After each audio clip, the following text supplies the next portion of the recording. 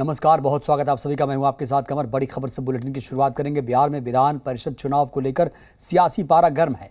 7 सीटों पर हो रही चुनाव को लेकर आरजेडी के 3 उम्मीदवारों ने पहले ही नामांकन कर दिया। वहीं दूसरी तरफ बीजेपी जेडीयू के शीर्ष नेतृत्व में सहमति बनने के बाद जेडीयू ने भी 2 उम्मीदवारों के नाम का ऐलान कर दिया। जेडीयू ने पार्टी के राष्ट्रीय महासचिव आफाक अहमद और राष्ट्रीय सचिव रविंद्र सिंह को एमएलसी चुनाव के लिए उम्मीदवार बनाया है। जेडीयू के प्रदेश अध्यक्ष उमेश कुशवाहा ने दोनों के नाम का ऐलान किया। वहीं कहा जा रहा है कि शाम तक बीजेपी भी अपने 2 उम्मीदवारों के नाम का ऐलान कर देगी। एक और जहां वाम दलों के समर्थन के बाद आरजेडी के 3 उम्मीदवारों का जीतना तय माना जा रहा है, वहीं जेडीयू बीजेपी में सहमति बनने के बाद इनके भी 4 प्रत्याशी के निर्विरोध सदन पहुंचने की संभावना है।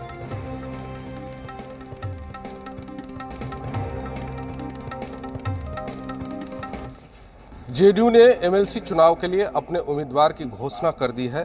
पार्टी ने फिर से एक बार समर्पित कार्यकर्ता और संगठन से जुड़े जो कार्यकर्ता हैं उनको उम्मीदवार बनाया है। हमारे साथ बात करने के लिए हैं प्रदेश अध्यक्ष जेडीयू के उमेश कुशवाहा। इस बार फिर से आप लोगों ने चौंकाया है और संगठन से काफ़ी लंबे से जुड़े से जो लोग हैं उनको आप लोगों ने उम्मीदवार बनाया है। बिल्कुल, हम जान रहे हैं कि आप लोगों के प्रति जो है आप लोग जो है कितना उत्साहित है और उत्सुकता आप लोगों में बढ़ गया है।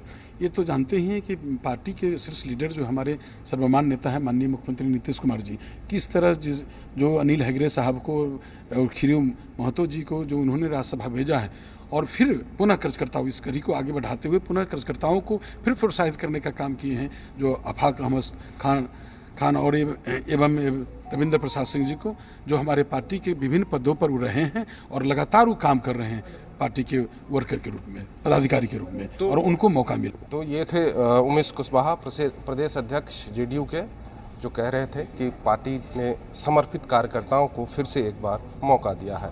कैमरामैन शाहनवाज के साथ धीरज ठाकुर, जी मीडिया, पटना। जेडीयू ने अपने एमएलसी उम्मीदवार की घोषणा कर दी है और रविंद्र प्रसाद सिंह को उम्मीदवार बनाया है और खुद रविंद्र जी हमारे साथ हैं। रविंद्र जी, अभी तक तो आप कार्यालय में बैठ कर के काम करते थे पार्टी को लेकर के, इस बार पार्टी ने आपको उम्मीदवार बनाया है। ऐसा है कि पहले हम लोग संगठन में काम कर रहे थे, आज भी कर रहे हैं, और पार्टी ने हम लोग पर भरोसा विश्वास जता के सदन के अंदर में संसदीय जो राजनीति है उसमें हम लोगों को भेजने का काम कर रही है। हम लोगों को और भी अब आगे काम करना है, जिम्मेदारी मिला है कि सदन के अंदर में भी हम मुखर होके पार्टी और सरकार के सवाल पर, आम लोगों के सवाल पर हम अपनी बात को रख सकेंगे। तो ये थे रविंद्र प्रसाद सिंह जो एमएलसी के उम्मीदवार बने हैं जेडीयू की तरफ से। कैमरामैन शाहनवाज के साथ धीरज ठाकुर, जी मीडिया, पटना। हमारे साथ है आफाक अहमद खान जो जेडीयू के उम्मीदवार बने हैं एमएलसी चुनाव को लेकर के। आफाक साहब जी, काफ़ी संघर्ष के बाद आपको एक बार फिर से पार्टी नेतृत्व ने जिम्मेदारी के काबिल समझा है इस बार। ये हम पार्टी के हमारे आदरणीय नेता नीतीश कुमार जी का, पार्टी के राष्ट्रीय अध्यक्ष ललन सिंह जी का, पार्टी के संसदीय बोर्ड के अध्यक्ष उपेंद्र कुशवाहा जी का, वशिष्ठ नारायण सिंह जी का, विजेंद्र प्रसाद यादव जी का, विजय कुमार चौधरी जी का और तमाम नेताओं का हम दिल की गहराइयों से शुक्रिया और धन्यवाद देते हैं कि उन्होंने हमारा सिलेक्शन किया। राज्यसभा हो या फिर एमएलसी का ये जो नाम की घोषणा हुई है आपका और रविंद्र प्रसाद सिंह का, इस बार जेडीयू ने समर्पित कार्यकर्ताओं को जो संगठन से जुड़े हैं लंबे समय से, उनको ध्यान रखा है। हाँ, ये मैंने कहा पहले भी कि ये अच्छा साइन है, ये अच्छा संदेश है, और चूँकि हम संगठन से लगातार जुड़े हुए हैं तो हम देश भर के संगठन के लोग इससे बहुत, पार्टी के इस निर्णय से, नेता के इस निर्णय से बहुत खुश हैं। तो ये थे आफाक अहमद खान जो उम्मीदवार हैं जेडीयू के एमएलसी के इस बार। कैमरामैन शाहनवाज के साथ धीरज ठाकुर, जी मीडिया, पटना। वहीं एमएलसी चुनाव को लेकर बयानबाजी का दौर भी जारी है। सुनिए अलग अलग दलों की क्या क्या प्रतिक्रियाएं हैं।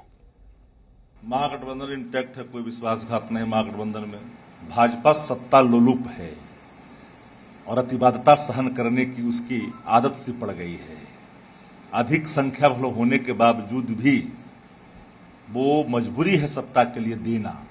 यूं तो ये मामला एनडीए का आंतरिक है, फिर भी कोई उपकार नहीं किया है भाजपा। भाजपा सत्ता में बने रहने के लिए वो हर काम कर सकती है जो हमें सिद्धांत गवारा नहीं लगता। बीजेपी और जदयू दोनों सिर्फ और सिर्फ सत्ता में रहने के लिए अपनी सहूलियत की राजनीति कर रही है। कहीं कोई सिद्धांत की बात नहीं है, कहीं कोई गठबंधन में नियम की बात नहीं है। दोनों पार्टियां किसी भी तरीके से सत्ता में बने रहना चाह रही हैं। इसीलिए बीजेपी जदयू की जायज नाजायज मांग और जदयू बीजेपी की जायज नाजायज मांगों को सहर्ष स्वीकार कर रहा है।